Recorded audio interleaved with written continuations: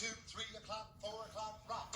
5, 6, 7. Hello, my name is Bill Haley for Haley2024 the Movement's Government Reform Ideas. Now this video is going to be on citizens and businesses pay the cost of their CRA sector, pay for the cost of their competitive government, their CRA, in all sectors.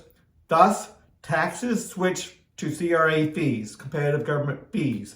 Some fees will be proportional. So let's talk about how we're going to pay for government in this full structure of competitive governance.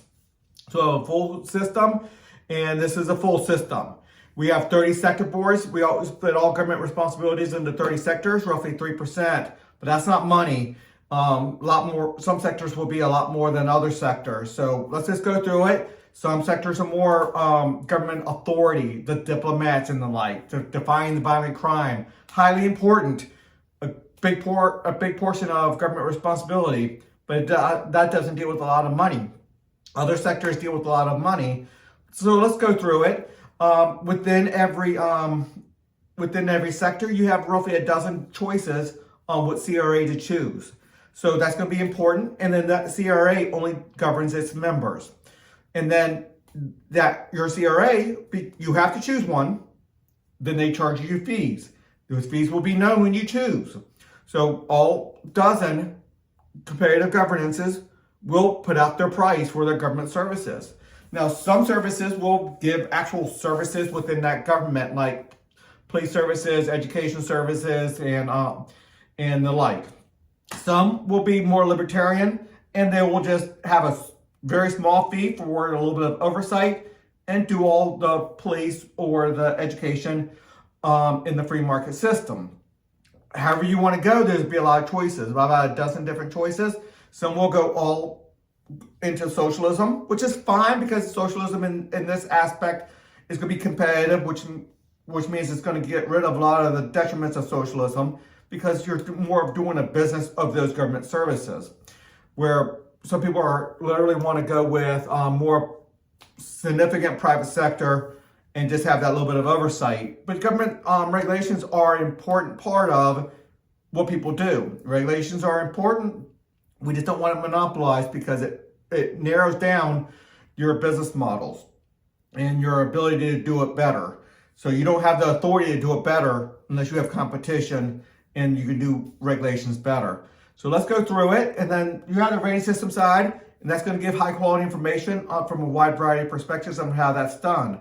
So this is about taxes. This is about fees. This is how we're going to collect money. So in the charity system, the big factor here within money is you have to give over 5% of GDP, or enough to equate to 5% of GDP among everybody, federal, state, and local, to help the poor. So it'd be roughly 2% for local, 2% for state, 1% for federal. So what is it? 20% of your giving for charity is going to be at the federal level, 40% at the state level, 40, 40, and 20. 20 at the federal level, 40 and 40 at the state and local levels each. Okay, then they will, that's the big money for the three sectors, the charity, the Charitable Distribution Association, and the charity assessor organizations. There's no mandatory fee for the religion, except for maybe just a little bit for oversight. It doesn't take much at all. That's a super minor, and then you get to pick which one. That's there to protect religious liberty, or if you want to, if you're atheist and you want to protect your atheistic rights, that they'll be fighting for your atheistic rights as well, or in the right not to have religion anywhere in your life, and you have that right if you want that right, but you don't have the right to take it away from religious influences from the people within the government services that they want. Some people want religious influence on that. So that's important. Then the family law, everybody has to have a family law governance. So in case a divorce happens, your kids become orphaned or whatever, a family law needs to be able to handle family situations. So everybody has to do that, and so everybody has to pay their fees for that. On the foreign protection system, 5% of GDP from a sales tax from each state's proportional proportion of their GDP. They have to go over to the federal military capability system, well, at least partial to the federal, some to the state. State's going to take a portion of it, and the rest is going to go up to the federal. So I believe I have it 4% of GDP for the federal, 1% for the state. Maybe it needs to go 50-50 or 60-40. I don't know exactly. That's definitely a discussion that can be had out there. Okay. So once that is collected from the sales taxes from another sector, we'll go over to that sector in a little bit. They turn it over to the military capability system, and they distribute that money. Now, there'll be a small fee for some governing, legislative, executive, and judicial branches, not the running of the military, but small fees for the all the other four sectors here, just for the legislative branch type of thing. The judicial branch a little bit, but the very, very big bulk of the money will be going through the military capability system. Just a little bit of governing money will be taxed through a fee to your CRA. So that's important to understand. Violent crime mitigation system, you have to have a police contract. Now, different aspects of your life is going to have more police contracts. So just being a citizen, you have to have a police contract. If you own land, a bigger police contract, because now the police have to protect that land. If you own an expensive house, a little bit more police have a contract. If you have a business, you have to have a police contract to protect your business. If you have a road, we're going to private roads, you have to have a police contract for that. So anytime anything happens that needs to be protected, we're going to add on to your responsibilities to have that protected by law enforcement, therefore a larger law enforcement contract. If you add that up all the way, we're probably going to have about the same amount of law enforcement contracts, but the role of prices are going to play a big role in that. And I'm not sure if we're going to have a little bit lower, a little bit higher of law enforcement expenses, but we do know that it's going to be more productive and more professional when we go to the free enterprise system, because we always get more professional, more productivity, more efficiencies through the free enterprise than we do with through government. Now, all the other sectors will have small fees. The prison and correction will have a fee. Some of that will be proportional to maybe, let's say, your housing, your personal property, your real estate, or whatever. So some of it will be proportional. I believe I have prisons and corrections and have it somewhat proportional to not your income, your real estate. I forget exactly how I have all that done, but it doesn't really matter. It's on my website. You can go look at it, but it can be done in whether it's proportional to your income or whether it's proportional to your real estate, or everybody's paying a flat fee. It's not always good to have. We don't have a tax system right now where everybody has a head tax, or the poor would be totally underwater. They could give over 100% and still not pay their tax. 100% of their income and still not pay their tax. So we can't do a full head tax, but some of these will be going to head taxes where this is. But the more responsibilities you have, the businesses you have, the more you're gonna have to pay to some of these degrees. And so if you have a business in your home, your business has a contract with all these sectors, and you have one too. So it can split up significantly. So you split up that tax burden and it becomes manageable. It's manageable now because we do it, but it's unwieldy to some people. And let's keep on going. Healthcare regulations dealing with healthcare and the like. Now, helping the poor, that's going to be done through the charity system, that 5% of GDP.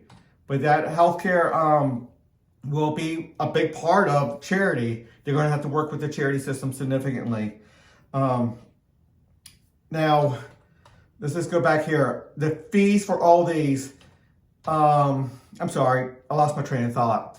The fees for your banking, most likely the bank's going to pay for it. That's who needs to be regulated. Now, everybody has to have a banking CRA, but the more important people who do this will be the banks. The banks have to pick their CRA. An individual picking their CRA is meaningless to a large degree because they're not running a banking services, a banking business.